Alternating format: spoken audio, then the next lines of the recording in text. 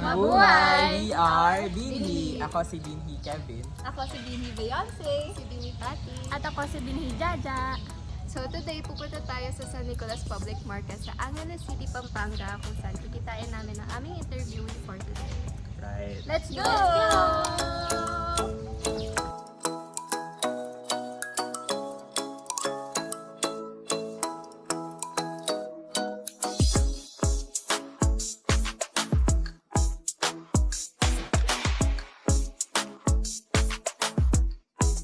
Dito ba? Or dito? Naliligaw na po kami, guys.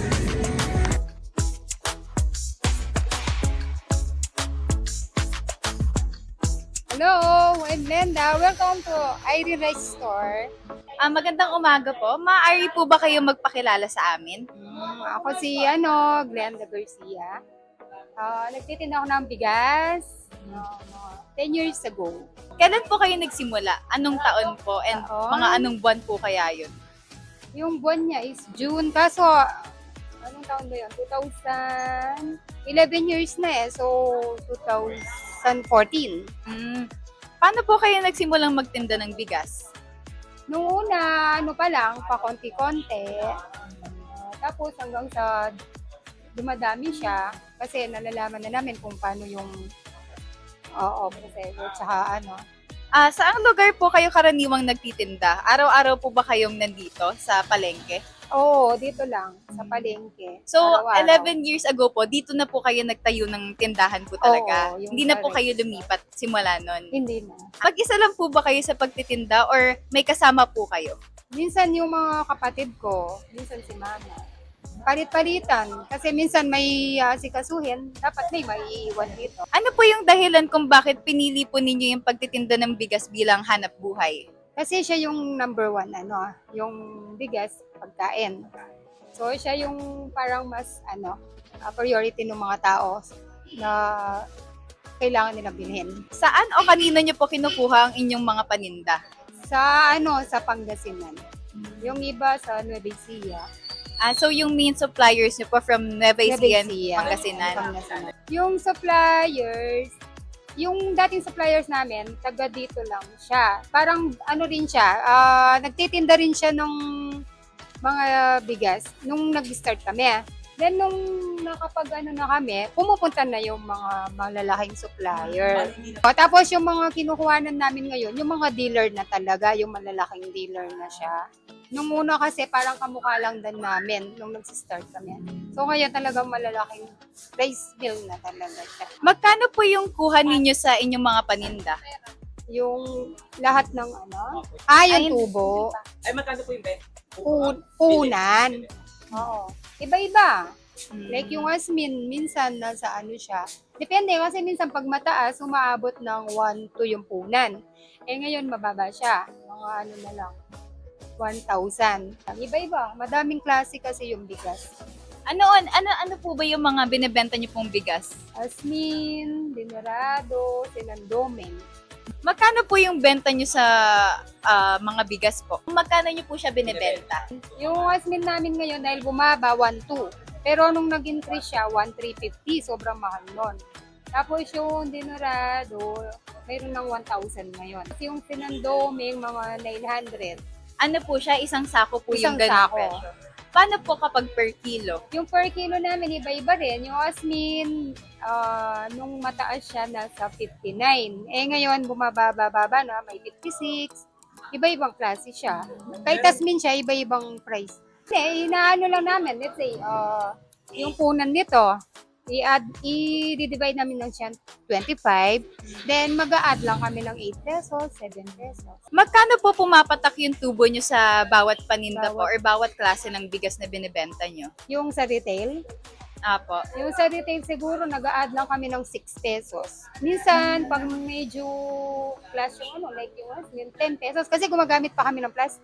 So, syempre, para kasama siya sa Po, aside po from the price ng bigas na kasama sa puhunan nyo, ano pa po yung mga pinagagastusan nyo sa puhunan? Nagbabayad Yung mga din po boy. ba?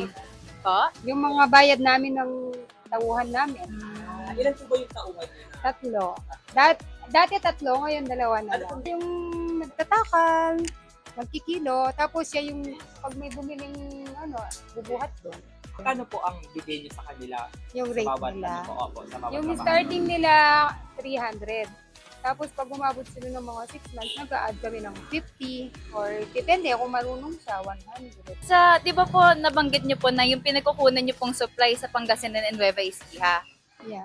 Magkano po pumapatak yung shipping cost po niyo? Ay, oo, no. Yung bali sa yata yun, sa mga race dealer na yun, di ba? Halimbawa, ibibigay nila sa amin ng 1,000. Tapos, mag-a-add kami ng mga 100, 1,1, ganun lang. Yung shipping, bali sa kanila yun. Balik lang po tayo dun sa tanong tungkol sa tubo. Di ba po sabi nyo, around 6 pesos po yung Sabi tubo ko. nyo per kilo. Magkano naman po yung tubo nyo kapag Sa per per sako? sako. Minsan 100. Di ba iba, pag medyo mabait yung customer, medyo galante, 150, ganon. Pag naman sobrang kuripot, 70, 60. If tumatawad pa po sila. Para lang hindi umalis. Para maging suki namin siya. Tinitignan namin yung tao kung kuripot siya, galante siya. Tapos kung yung galante siya, medyo tataasan namin. Pero hindi naman overpriced. Tapos yung kuripot, Balance. oo, kukunin namin dun sa galante yung konting tubo namin dun sa kuripot. Dun yung nawala. Diskarte. Apo. Diskarte niyo na po. Ganyan yung magbe-business. Para lang yung kuripot, para hindi siya umalis, magiging suki mo siya, nakakommit siya sa'yo. Bago ninyo ibenta yung mga bigas, ano po yung ginagawa niyo sa kanila? Like, ano po yung mga ginagawa niyo to prepare yung product po ninyo na bigas? Inaayos nila, like yung parang may pattern. Parang siya, inaayos tapos lalagyan ng tag price. Yun yung preparation nila. Tapos dapat yung ini-check yung kung malinis or kasi may mga taong may makikita lang, may Pagkadating po sa inyo nung mga in-order nyo from your supplier po ng bigas, Oo. ano pong ginagawa nyo after? Parang okay na po yun, diretso na po kayo sa paglagay po sa pwesto ng bigas or may ginagawa po kayong iba? wala na. Bali, tatanggalin nila. Kung isang sako siya, nagre-retail kami, ibubuhos lang nila. Ibubuhos lang nila yung, like, kung asmin siya. Ganun lang. Nabanggit niyo po na chine-check niyo po yung bigas kung may mga Oo. insekto po. Paano po yun? Like, medyo, paano ba yun? Sinesegregate niyo po ba? Or Hindi, pagbukas ng bigas, makikita siya. Tapos, Mm. pag nilalagay na sa retail, kasi minsan kung sa ibaba, minsan Apo, sa sa taas, ibaba. wala siya. I-check pa rin namin talaga. Kasi yan pagkain. kadalasan po yun lang naman po yung nagiging problema kung may insekto po. Oo. Minsan naman pag mayroon parang nadadala sa amin yung luma siya. Luma siya, tapos nangingitim siya. Tapos minsan naman parang yung nabasa siya, tapos parang may agiw, namumuo yung bigas. Yung gagawin namin nun, nire-report namin sa supplier, papalitan nila. Madali Kasi- lang naman po yung process nung pagpalit po nung bigas. Oo, pag halimbawa nag-deliver sila, pero kung halimbawa konti lang, consider na lang namin, parang na lang namin sa expenses. Kasi di naman nila mapalitan kung 2 kilo lang. Pero kung halimbawa buo siyang sako, dapat palitan niya yun kasi malaki yun. Sa opinion po ninyo, nararapat po ba yung tubo na natatanggap niyo sa bawat paninda? And bakit po? Kasi siya konti lang siya. Pero kasi kung halimbawa medyo taghirap yung crisis, medyo babaan na lang.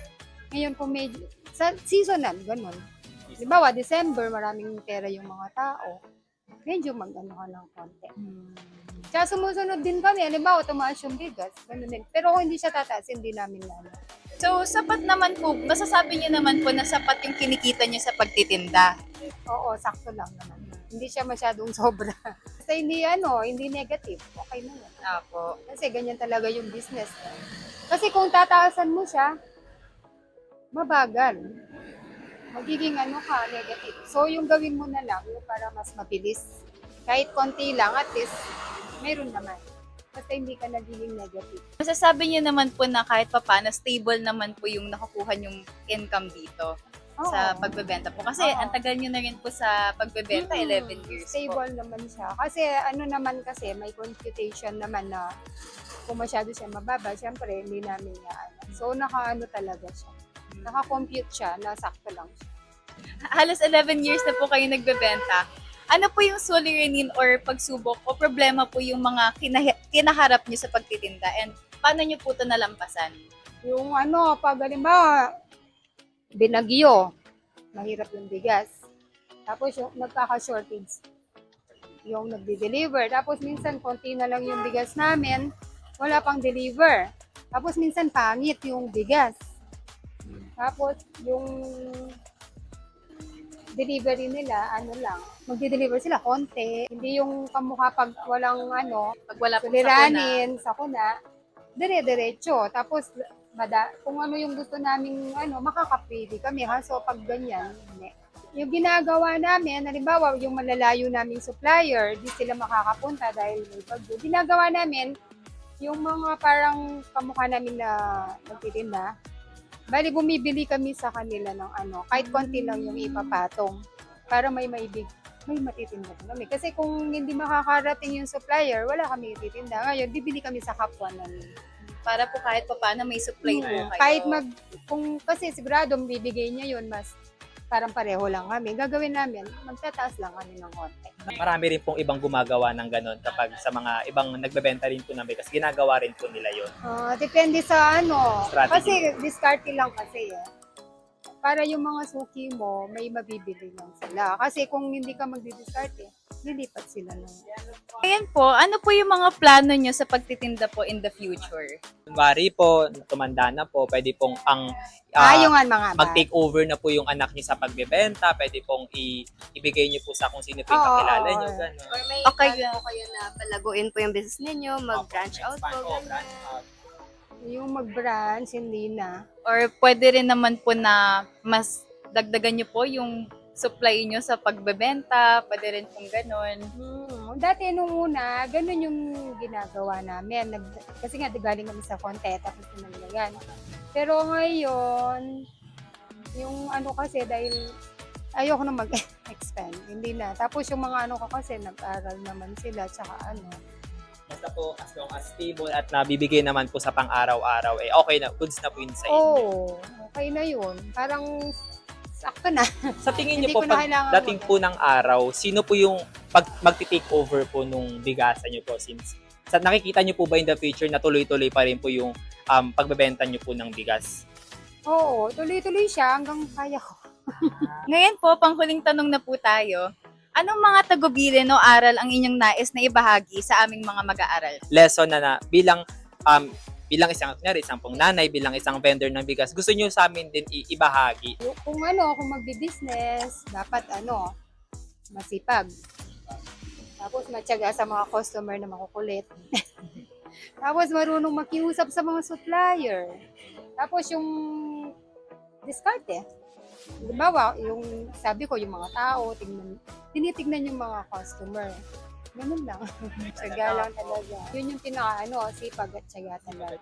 Ako siguro personally, this interview, para po sa akin, mas nagbigay ito sa amin ng opportunity po bilang isang mag-aaral na mas matutunan po or mas mabigyan po ng kahalagahan din ang mga nagbebenta po sa atin na bigas kasi hindi rin po madalas na nalalaman or naibabahagi ng mga nagbebenta ng bigas kung ano po yung mga pang-araw-araw na suliranin, ano po yung mga kinakaharap nyo. And sa amin po, dito sa aming panayam, mas nabuksan po ito sa amin ng oportunidad po para mas malaman po namin kung ano po yung mga bagay po na hindi pa po namin alam. Kasi sa pang-araw-araw, ang alam lang po namin, kayo po yung nagbibigay po sa amin or kayo po yung nagbebenta sa amin ng mga, yun nga po, pinaka-staple food or yung rice nga po, pinaka-importante na part ng meal ng mga Pilipino since mahilig tayo sa bigas. Pero hindi behind this story, hindi naman po namin alam na marami rin po pala kayong problema na kinakaharap. And